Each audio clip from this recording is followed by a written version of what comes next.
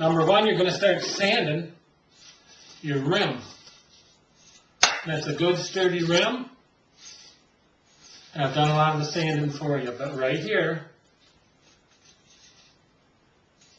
right in this area, I've marked with pencil. And you don't have to sand around that square hole. You shouldn't sand around that square hole at all. That's where the neck meets the rim. That's like a foot in a shoe. And you don't want to alter that connection there. So go ahead and sand your rim smooth inside and out. Just avoid this area. Just sand lightly. This is, you can probably start with 100 and go to 150 or 180 before you stain it or finish it. That's pretty easy. We'll come back to that rim part. On the neck,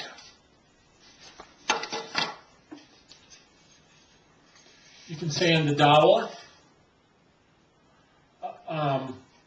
Don't sand the shaft of the pin, or the end here of the dowel. Don't sand that much. That's made to fit in the hole that's on the rim. You don't want to alter that. You can round off the end of the pin and make that look nice. Don't sand this area too much. This fits in the square hole. If you sand that too much, that's going to loosen the fit. Okay? On the beehive, that's going to come attached for you. And what you can do with that is you can use a steel wool or a sanding sponge. Actually, it's pretty well sanded right now.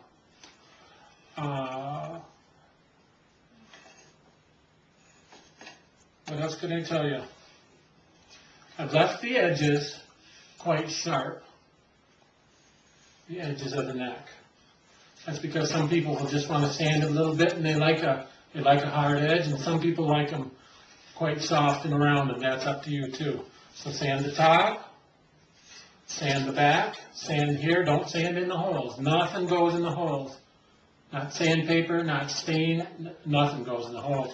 When you get your kit, when you get your banjo kit, I've numbered the holes with a pencil, and you'll sand those marks away. But remember, this is 1, 2, 3, 4, 5. These peg holes are made for a specific peg. Like on a violin, you wouldn't interchange the pegs in the holes. Okay, so the number 1 peg, I've labeled it with masking tape here. You tear that off when you're done.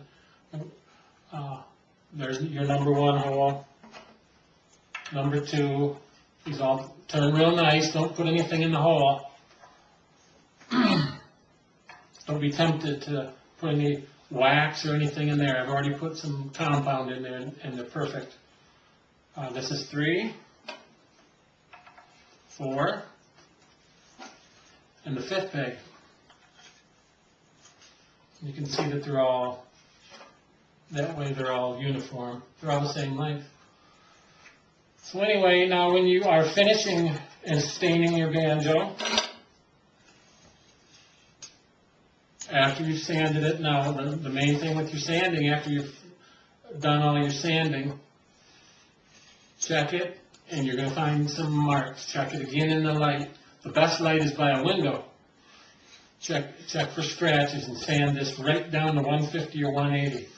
Put some stain on there, some wood dye.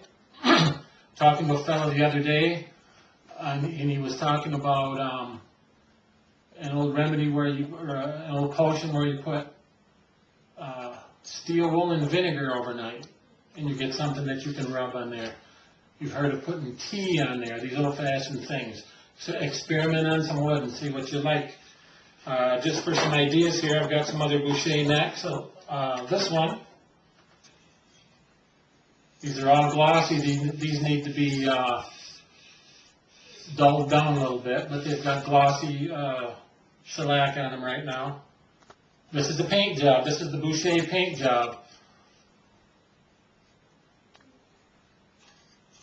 So that's like a fake grain. So there's an idea. Of course, his were red. This one's brown. Another one is if you order the curly maple neck. I have the plain and the curly maple.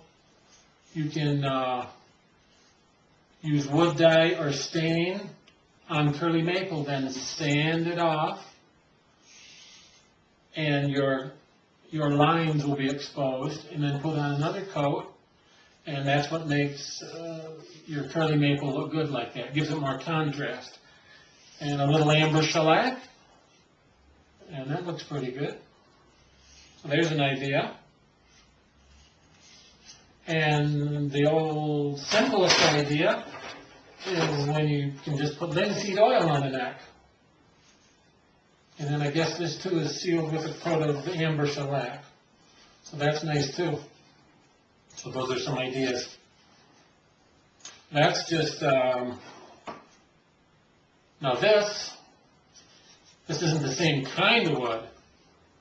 This is ash or oak. This is maple. But before we put oil and the amber shellac on this, it was this color.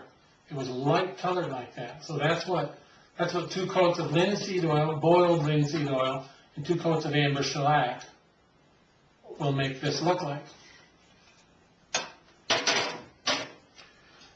Now, when you get your kit, whether you have the like the typical Boucher kit with the metal brackets, the brass brackets, or this happens to be the tackhead version. The holes are made to fit perfect. There's no need to sand inside these holes anymore, and this will go right in there. And just like that. Then there's a hole back here, and push that pin in there with a block and a couple of small taps with the hammer, and that locks the neck on the rim. When you go to when you put your head on a tack head, take the skin, just fill your bathtub up with warm water. Don't fill it up, fill it halfway up with warm water. The skin comes like that. Throw it in the bathtub for a half an hour. Pull it out, it'll be just like a wet noodle. And when you put your skin on, of course you don't have the neck on, have your rim on the table, put your wet skin over the rim. This is a dry skin. Pull your wet skin over the edge. And then through the wet skin, you will be able to see the holes. And do not touch your skin for 2 days. 2 days later, it'll be tight as a drum. You can do your finishing then, because you've already done your sanding. Then you can assemble it, and the assembling is one step. It's one simple step. Put that through there. Put the pin in, and there you go. Put the tailpiece on. It's very simple. It comes just like this with a wire right through it. It sits right on the edge. Just get some pliers and twist that copper wire underneath.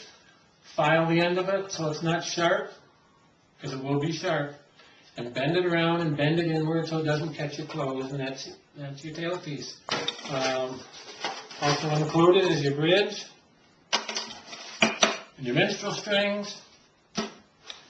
So in addition to the written instructions, hopefully this video is going to help. If you buy one of these, or if you're going to make one for yourself.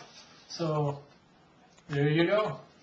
That's the Boucher Tackhead Kit, Bell & Sons Banjos. Thank you.